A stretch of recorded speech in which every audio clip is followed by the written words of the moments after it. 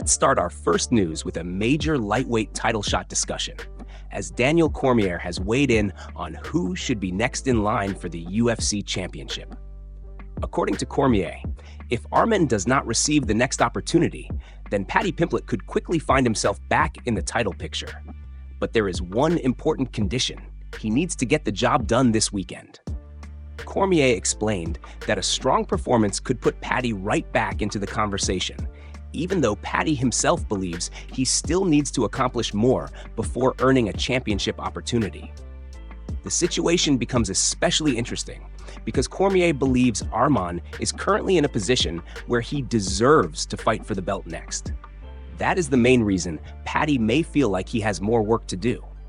However, Cormier also made it clear that the lightweight division could change very quickly if Arman is unable to fight for the championship. If that happens, Paddy could suddenly become one of the leading candidates. Cormier said that if there is a legitimate reason Arman cannot fight for the belt next, then Paddy, along with a few other contenders, would immediately move on to a very short list of fighters capable of receiving the opportunity. That puts enormous importance on Paddy's upcoming performance. A dominant win would not necessarily guarantee him the title shot, but it could strengthen his case at exactly the right time. The lightweight division already has several dangerous contenders waiting for their opportunity, and the championship picture could become even more complicated depending on what happens next. For now, Cormier's position is clear. Arman should be the first choice if he is available. But if that opportunity falls through, Paddy could be one of the first names called.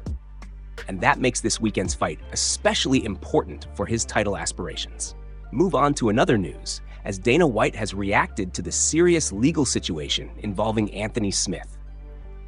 Smith was recently arrested and is facing 3 felony charges, including first-degree domestic assault, terroristic threats, and first-degree false imprisonment. According to prosecutors, the incident began after Smith was removed from a concert following an altercation earlier in the night. Authorities allege that Smith then tried to force his wife into a vehicle while making threats against her. Prosecutors claim she eventually managed to get out of the car, but Smith allegedly threatened her again and attempted to make her get back inside. The situation reportedly escalated after they returned home. Authorities allege that Smith reversed the vehicle toward his wife and then accelerated while she was in front of it. Witnesses reportedly helped his wife and children get away from the home after Smith went inside. Authorities also said witnesses heard gunshots coming from the residence. According to the allegations, Smith had also made a statement about harming himself if law enforcement entered the house. A judge later set Smith's bond at $500,000 and ordered him to have no contact with his wife. Dana White was asked about the situation during an interview with the Mac Life. White acknowledged that Smith is someone people would not normally expect to be involved in a situation like this. However, Dana also made it clear that he does not know enough about the incident or all of the details to make a definitive judgment. White said he had been traveling and had not followed everything that happened. He expressed hope that the situation ultimately works out for Smith, his family, and his children. The comments are particularly notable because Dana has previously faced public scrutiny over a 2022 incident involving his wife. At the time, White apologized for his actions and said there was no excuse for what happened. For now, the allegations against Smith remain a legal matter, and the case will continue through the court system. Move on to another news, as Sean O'Malley has explained why fighters often don't simply go all out swinging when they are losing heading into the final round. From the outside, it can seem confusing. If a fighter enters the 5th round knowing they are behind on the scorecards, and the only realistic way to win is by knockout or submission, why not just throw everything they have and desperately hunt for a finish? According to Sean, the answer comes down to something simple.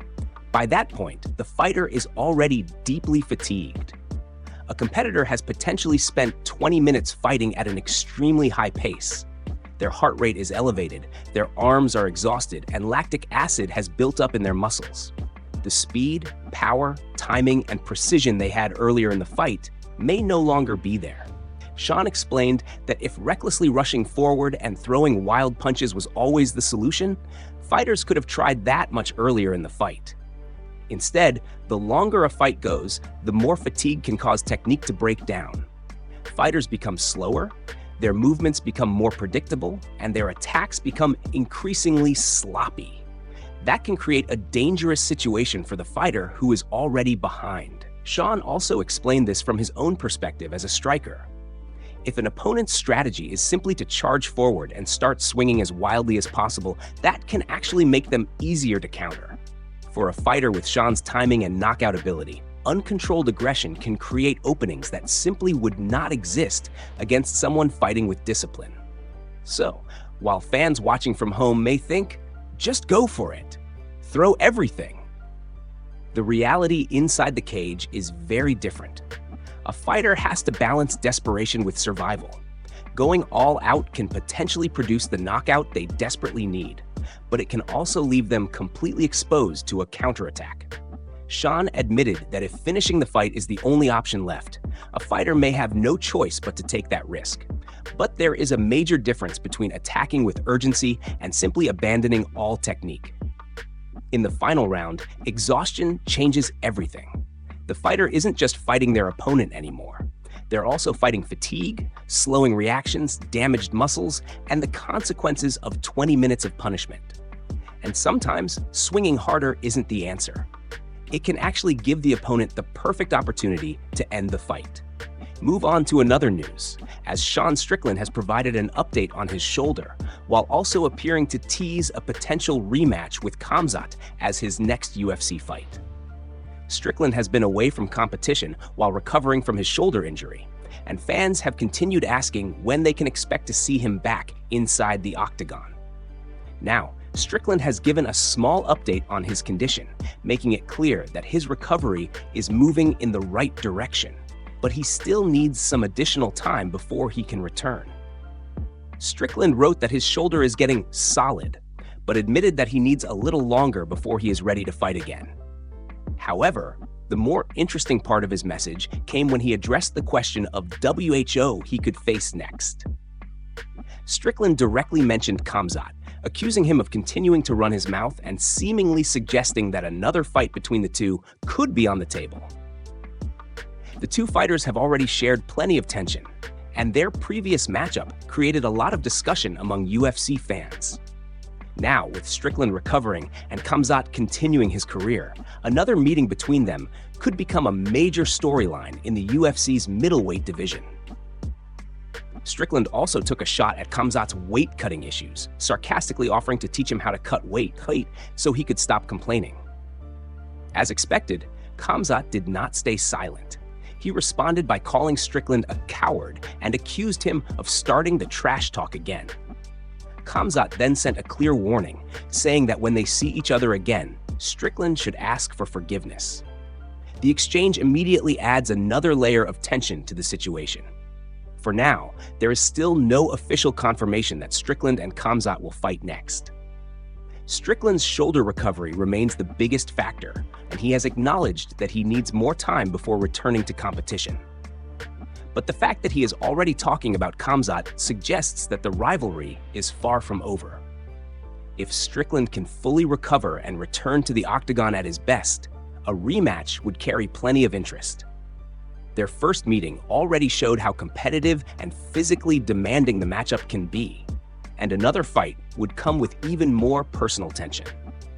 For the moment, Strickland is focused on getting his shoulder right, while Khamzat is making it clear that he has not forgotten their rivalry. The next chapter may depend entirely on how quickly Strickland can get healthy, and when the UFC decides the time is right for them to settle things once again. Move on to another news, as Islam Makhachev's longtime coach, Javier Mendes, has revealed who he believes could present the biggest threat to Islam at welterweight. Islam is preparing to add another major achievement to his already impressive legacy when he faces Ian Gary in the main event of UFC 330. If Islam gets past Ian and successfully defends his welterweight title, several dangerous contenders could already be waiting for him. But according to Javier Mendes, one potential matchup stands out above the rest. During a recent interview with Give Me Sport, Mendes was asked about the contenders who could give Islam the most trouble at 170 pounds. His answer was Carlos Prates. Mendes explained that, between Prates and Morales, he believes Prates is the more skillful fighter. He acknowledged that Morales may be stronger and possibly even hungrier, but there is another factor that makes him dangerous. Morales can be more reckless, especially when he starts throwing powerful haymakers. That kind of aggression can create serious problems for anyone, but it can also leave openings. When it comes to Prates, however, Mendes sees a more polished and calculated fighter. He believes Prates has developed a dangerous striking game and knows how to use his height effectively. Even if Prates does not necessarily have a clear striking or grappling advantage over Islam, Mendes emphasized that the Brazilian is extremely strong. And that physical strength, combined with his striking ability and size, is what makes him such an intriguing potential opponent. Mendes described Prates as a young lion, warning that fighters like him can become extremely difficult to deal with as they continue developing. That is an important point because Islam's welterweight journey could become significantly more challenging with every successful title defense. At lightweight, Islam built his reputation through elite grappling, control, pressure, and intelligent striking. But moving up to 170 pounds introduces a completely different set of challenges. The fighters are bigger, stronger, and capable of generating more power. Prates represents exactly that kind of threat. Meanwhile, Morales remains another dangerous name who cannot be overlooked. His aggression, physical strength, and willingness to throw heavy shots could make him a difficult opponent for anyone.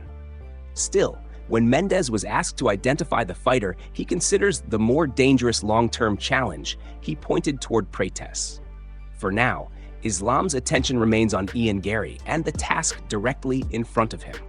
But if he successfully gets through that challenge, Javier Mendes believes Carlos Prates could be the next major threat standing between Islam and continued dominance at welterweight. Move on to another news, as an orthopedic surgeon has raised questions about Conor's ACL injury after seeing the UFC star's latest training footage. Conor recently shared a video showing himself working out as he continues his recovery from the injury he suffered at UFC 329.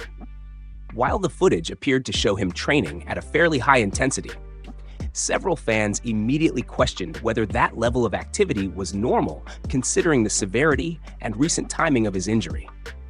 Orthopedics and sports medicine specialist Dr. Brian Sutter also noticed something unusual.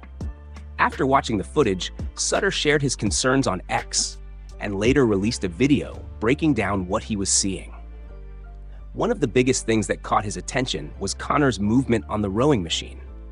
Sutter pointed out that Conor was able to reach a very deep range of motion, bringing his knee into significant flexion without appearing to struggle. He also noticed that Conor seemed capable of pushing through both legs relatively equally. For an athlete recovering from a serious ACL injury, that level of movement and apparent stability can look surprising, especially this early in the recovery process. Sutter also highlighted Conor's quadriceps activation, saying that it appeared to look excellent during the exercise. Another detail stood out even more. There did not appear to be any obvious swelling around the injured knee in the footage. That combination of movement, strength, and lack of visible swelling left Sutter questioning just how typical Conor's recovery looks compared with what would normally be expected after an ACL tear.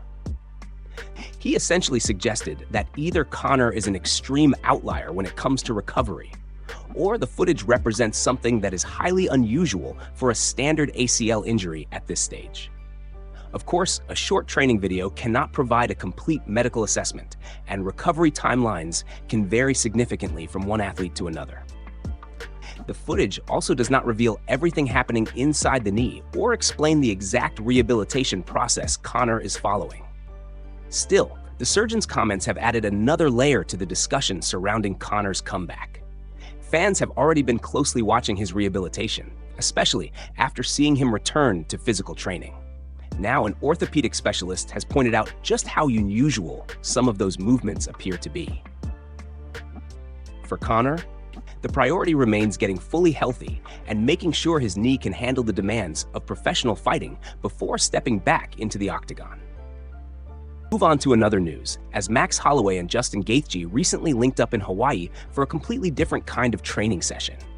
Instead of preparing for a fight inside the octagon, the two UFC stars decided to hit the water and go surfing together. Max shared footage from the day, showing himself hanging out with Justin and enjoying some time in Hawaii. The video had a relaxed and playful atmosphere, with Max giving Justin a shout-out and joking about the people who sometimes don't show up. Justin was clearly enjoying the experience as well, and the two fighters looked more like longtime friends than elite competitors who have spent years competing at the highest level of MMA. For fans, seeing these two together outside of the fight environment was a fun moment. Both Max and Justin are known for their toughness, durability, and willingness to put themselves through difficult challenges. But surfing requires a completely different kind of balance, timing, and coordination. The footage showed the two enjoying the challenge while keeping the mood light. Max also appeared to give credit to the people who helped him learn along the way, emphasizing the importance of giving props to those who taught you something. That attitude has become a big part of Max's personality throughout his career. Despite reaching the highest level of the sport, he has consistently shown respect toward the people who helped shape him. The session eventually turned into some energetic team-style encouragement, with Max shouting instructions and hyping everyone up.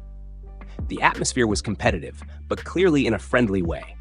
There was no UFC rivalry here, no trash talk, and no championship pressure. Just two elite fighters enjoying some time in the water and having fun. For Justin, it was also a chance to experience Hawaii alongside one of the most recognizable fighters from the islands.